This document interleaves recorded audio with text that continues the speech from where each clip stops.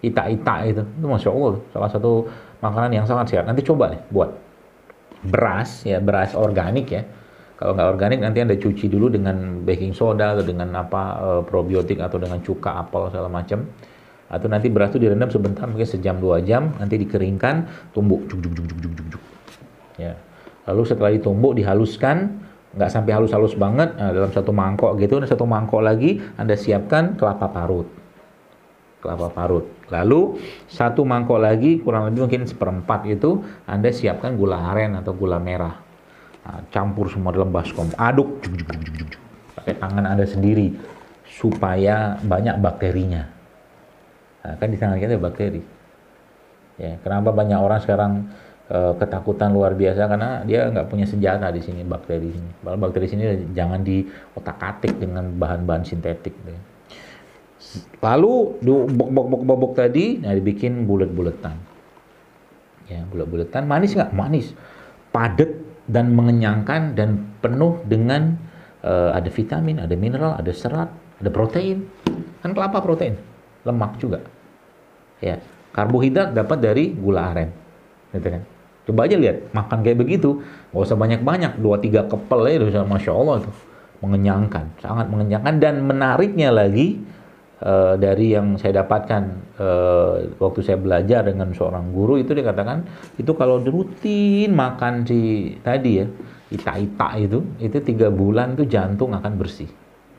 Masya Allah.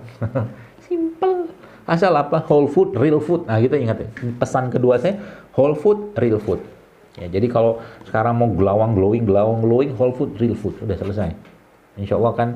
Ibarat kata sel kita itu dia akan bersinar kembali. Mau whole food, real food, maksud apa namanya, mau glowing, misalkan mau ceria gimana, sel kita aja sekarang sedih kok.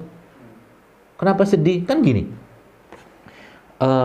namanya itu apa tuh namanya, antioksidan atau radikal scavenger itu. Mereka itu kan menyuplai elektron yang kosong. Jadi kalau ada orang yang moodnya turun terus, nggak semangat terus, maka ya, kalau dari sisi nutrisi gitu kan, kalau Anda lihat orang-orang kayak begitu tuh mungkin kurang antioksidan. Ya, coba cek makanannya apa. Kebanyakan mungkin yang dia makan tuh makanan-makanan yang kalau tanda kutip tuh mati. Ya, kebanyakan cuma sekedar rasa aja. Makan nasi goreng halal, tapi kalau secara vitamin, mineral segala macam sudah habis semua, sebagian besar habis, gitu kan. Jadi kalau ketemu dengan teman-teman kayak begitu, apa yang harus Anda kerjakan? Ajak dia makan karedok, misalkan gitu. Ajak dia makan rujak. Nah itu kan whole food tuh, real food tuh. Ya. Nah, nanti lama-lama dia senang lagi tuh. Atau minimal ya potongin buah, kasih madu dikit, kasih garam sedikit, itu insya Allah akan mengenyang. Makanya kalau istilah-istilah kita pernah mendengar good food is good mood, itu iya, emang iya. Nah, jadi semakin banyak makanan alami yang kita makan tuh sel kita tuh akan bahagia, gitu loh. Ya sekarang Anda lihat aja banyak orang bawaan itu apa ya, kadang-kadang saya nggak habis pikir gitu loh. Ya ini bukan indikator, tapi kadang-kadang ngeselin sih. Maksudnya gimana?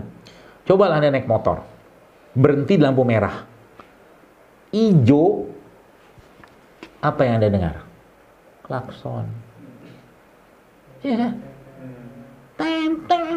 Nggak juga orang mau lama-lama di lampu merah, sabarlah bentar. Kan gitu. Nggak juga orang mau baca Al-Baqarah di lampu merah tuh. Ya, tunggulah sebentar, orang bakal jalan. Kalau kecuali memang ban bocor kayak motor nggak nyala, tunggulah bentar. Di klakson itu kayak dipakai untuk apa ya? Meluapkan perasaan gitu loh, ketidaksabaran. Nah, coba dicek tuh kira-kira paginya sebelum berangkat kantor makan apa itu. Saya yakin tidak banyak makanan-makanan sehat yang dia makan.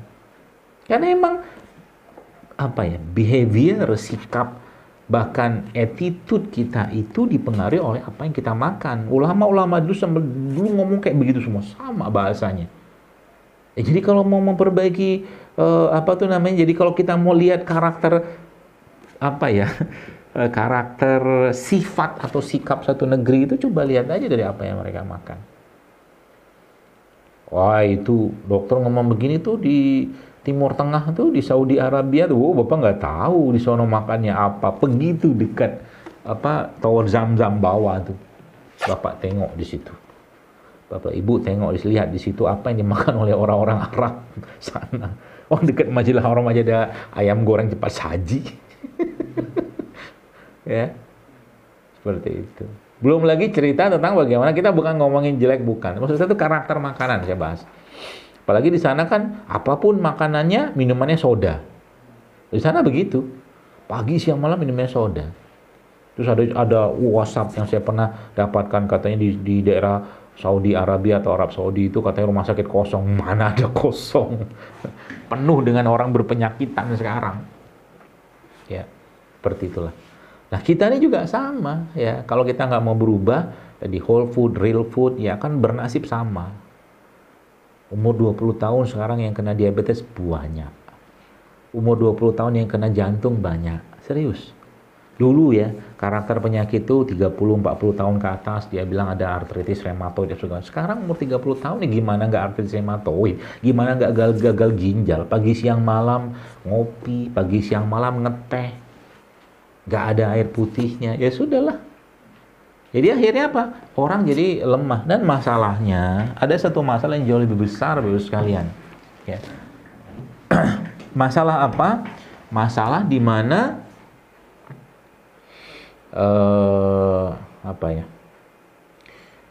generasi ini mewariskan gen-gen yang bermasalah ya ke anak cucunya.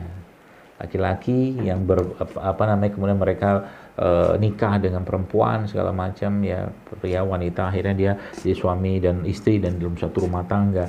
Karena dulunya sebelum menikahnya itu sudah gen-gen belepotan. Ya. Makanannya juga makanan nggak sehat, minumannya nggak sehat, tontonan nggak sehat, teman nggak sehat, ya udah, anak pun akan begitu. Ya, maka tadi ada postingan saya yang saya bahas tadi tentang bagaimana tubuh kita itu juga akan sakit ketika yang dimakan itu tidak sehat. Demikian juga dengan pikiran. Pikiran kita itu akan sakit juga kalau yang dimakan oleh pikiran kita itu tidak sehat. Maksudnya gimana? Ya ibarat kata gini lah, tiap hari ditonton, ya, misalkan acara-acara tentang korupsi, tentang apa yang sifatnya negatif semua, pembunuhan segala macam, bencana alam itu terus tonton tiap hari. Ya, boleh nggak? Nggak ada yang melarang. Ya, lagi-lagi saya juga nggak bisa ngelarang, tapi itu akan menjadi atau mempengaruhi jiwanya. Lain cerita kalau dia misalkan dia tonton misalkan kajian-kajian Islam misalkan, atau mungkin lihat pemandangan, lihat teknologi, lihat sesuatu yang positif gitu kan, maka jiwanya pun akan positif. Dan yang menyedihkan itu ternyata penyakit-penyakit yang berhubungan dengan hati atau kejiwaan atau pikiran ini jauh lebih berat daripada penyakit yang berhubungan dengan fisik. Itu masalahnya. Ya, udah jauh dari Al-Quran, sholat sering telat, sedekah kalau ingat, ya, sholat malam sering lewat, dan seterusnya gitu kan. Makan pun bermasalah, ya udahlah komplit plus gitu. Mau jadi apa nih generasi kita sekalian? Nggak kenal dengan ya madu seperti nggak kenal katalah dengan produk-produk ya soda begini-begini, yang dimakan apa ya gitu-gitulah. Akhirnya apa? Gennya kalau kata dokter Hiromisinya itu gen yang proteinnya itu cacat kata dia gitu loh. Jadi ada yang nggak berpasangan. Maka nggak heran anak-anak zaman sekarang itu ada sebagian, auzubillah min dzalik, ya semoga Allah jaga generasi ini. Itu subhanallah ya, banyak yang bermasalah ketika lahir. Jadi Bapak Ibu jangan berpikir urusan makan segala macam kesehatan bukan urusan sederhana. Sekarang ini lihat di COVID. Males saya nggak usah ngomong COVID deh, karena kalau ngomong COVID gitu kan di Instagram, di Facebook itu langsung di ban. Iya. Ngomongnya virus, ada.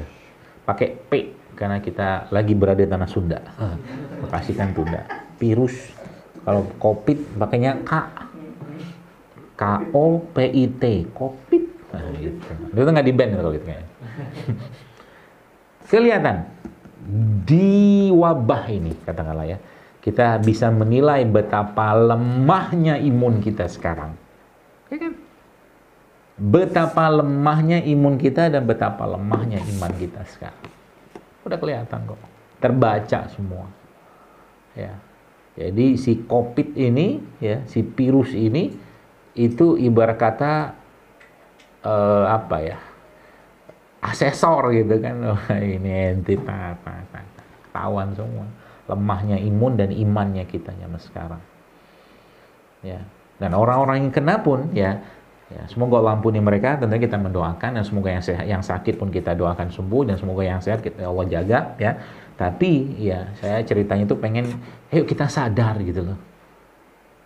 Udah pakai masker denda 50.000. Kenapa nggak mendenda? Kadang-kadang saya begitu kan. Kenapa nggak didenda juga orang yang makan nggak sehat tuh harus didenda juga tuh. Orang pakai masker apakah menjamin? Nggak juga. Karena imunitas, oke lah pakai masker. Saya nggak melarang, bagus pakai masker, protokol segala macam. Tapi kita nggak berpikir bahwa imunitas itu bukan cuma sekedar pakai masker face shield. Imunitas itu ternyata letaknya ada pada pencernaan. Pencernaan nggak dijaga, pagi, siang, malam masih juga makan begitu. Ya sudah, buka pintu lebar-lebar, psikopat COVID masuk. Gitu kan? Akhirnya apa? Nggak kuat badannya. Dan sekarang ternyata terbukti. Ya, terlepas dari isu apapun berkaitan dengan virus ini sekarang katanya menyerang pencernaan segala macam. Ya udah, kita mau ngapain lagi? Intinya apa? Ayo siap sedia, bersiaga. Baik, jadi Bapak sekalian, tadi ya saya katakan ya bahwa imunitas kita itu memang letaknya daripada pencernaan. Maka tergantung bagaimana kita menjaga pencernaan kita ini. Ya. Dengan cara apa tadi ya? Tadi kata kunci itu whole food, real food itu aja. Ya. Itu salah satu caranya. Dan lakukan ya, di samping ya ada protokol kesehatan, udah ikutin saja silakan ya. Tapi yang perlu kita pahami juga, ayolah kita juga ikutin protokol-protokol syariat. Nah, gitu kan. Atau petunjuk dari Allah dalam Al-Qur'an dan sunnah-sunnah Nabi Shallallahu alaihi wasallam. Nah, contohnya apa? Ya, berbekam ya, setiap bulan. Ya, itu salah satu caranya kita untuk menjaga kesehatan badan kita. Ya, tentunya tetap dengan kewaspadaan tentunya ya. Kita menjaga juga, dan salah satu yang saya sarankan itu ya tadi ya, konsumsilah makanan-makanan ya, herbal-herbal yang sifatnya menguatkan pencernaan kita. Apa saja contohnya? Ya banyak lah, ada madu, ya betul, soda, ada kurma, ada probiotik ya. Itu salah satu caranya. Jadi itu Masya Allah ya, salah satu hal yang sangat mudah ya yang kita bisa lakukan di era seperti sekarang ini, dan yang ke depan juga sama ya. Maka ketika kita mulai membiasakan ini, maka itu akan menjadi karakter dari gen-gen yang ada pada itu. Jadi kalau orang tuanya hidupnya sehat, maka anaknya pun nanti insya Allah juga di sinilah ya juga akan memiliki contoh-contoh yang baik. Jadi kalau orang tuanya tiap hari makan yang nggak sehat, maka otomatis anak pun akan mencontoh. Anak akan mencontoh seperti itu.